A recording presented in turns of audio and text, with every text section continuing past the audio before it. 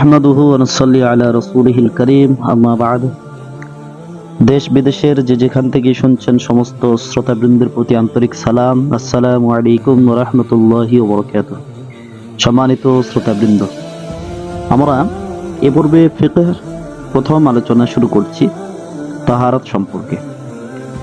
তাহারাত হলো শরীয়ত নির্দেশিত পন্থায় পানি বা মাটি ব্যবহার করার দ্বারা যে পবিত্রতা অর্জিত হয় তাকে তাহারাত বলে। এই তাহারাত হাসিলের পদ্ধতি হলো উজু, গোসল ও তায়াম্মুম।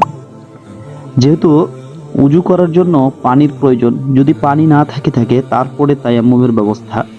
তো আমরা সর্বপ্রথম কোন পানি দিয়ে আমরা উজু করব, কোন পানি দিয়ে গোসল করব, এ বিষয়ে আমরা আলোচনা করছি।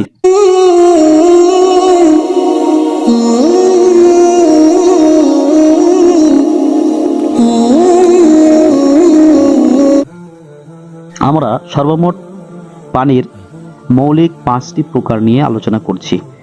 তাহির, মুতাহির, এমন পানি যেটা নিজেও পবিত্র এবং ভিন্ন নাপাকেও পবিত্র করার ক্ষমতা রাখে, এটাকে তাহির, মুতাহির বলা হয়। যেমন নদীর পানি, ঝর্ণার পানি ইত্যাদি। এ পানি নিজেও পবিত্র এবং ভিন্ন নাপাক বস্তু পবিত্র করার ক্ষমতা রাখে। নম্বর 2, এমন পানি যেটা নিজে তো পাক পবিত্র, সাথে ভিন্ন নাপাক বস্তুকেও পবিত্র করতে পারে, কিন্তু তা ব্যবহার করা মাকরুহ। এটাকে তাহির, মুতাহির, মাকরুহ বলা হয়। যেমন ধরেন, অল্প পানিতে যদি পোষা বেড়াল অথবা ছাড়া মুরগি ইত্যাদি মুখ দেয়, তাহলে উক্ত পানি নিজে পবিত্র, সে পানি কিন্তু নাপাক হয়ে যায় না, সে পানিটা পবিত্র।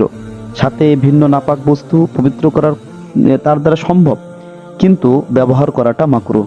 এমন পানির হুকুম হচ্ছে, যদি ভিন্ন কোনো ভালো পানি থেকে থাকে তাহলে উক্ত পানি ব্যবহার করা মাকরুহে তানজিহি। কিন্তু যদি উক্ত পানি ছাড়া অন্য কোনো পানি না থেকে থাকে তাহলে মাকরুহ পানি ব্যবহার করতে অসুবিধা নেই। 3, তাহির গায়ের মুতাহির, এমন পানি যেটা নিজে তো পাক পবিত্র কিন্তু ভিন্ন নাপাকে পবিত্র করার ক্ষমতা রাখে না, অর্থাৎ সেই পানির দ্বারা দ্বিতীয়বার উজু গোসল শুদ্ধ হবে না। যেমন ব্যবহৃত পানি তথা খাওয়া দাওয়ার পূর্বে হাত ধোয়ার সময় যে পানি হাত থেকে গড়ায়, এমন পানি। এমনইভাবে যে পানি দ্বারা একবার হাদাসে হুকমি পরিষ্কার করা হয়েছে, সেই পানি। সমস্ত পানি দ্বারা উজু গোসল শুদ্ধ নয়, তবে হ্যাঁ, নাজাসাতে হাকিকিয়া দূর করা যেতে পারে, যেমন নাপাক কাপড় ধৌত করা যেতে পারে। এটাকে তাহির গায়ের মুতাহির বলা হয়। পানির 4 নম্বর প্রকার মাউন নাজিস, এটাকে মাউন নাজিসুন বলা হয়, নাপাক পানি। অর্থাৎ এমন পানি যেখানে কোনো নাপাকি মিলে যায়।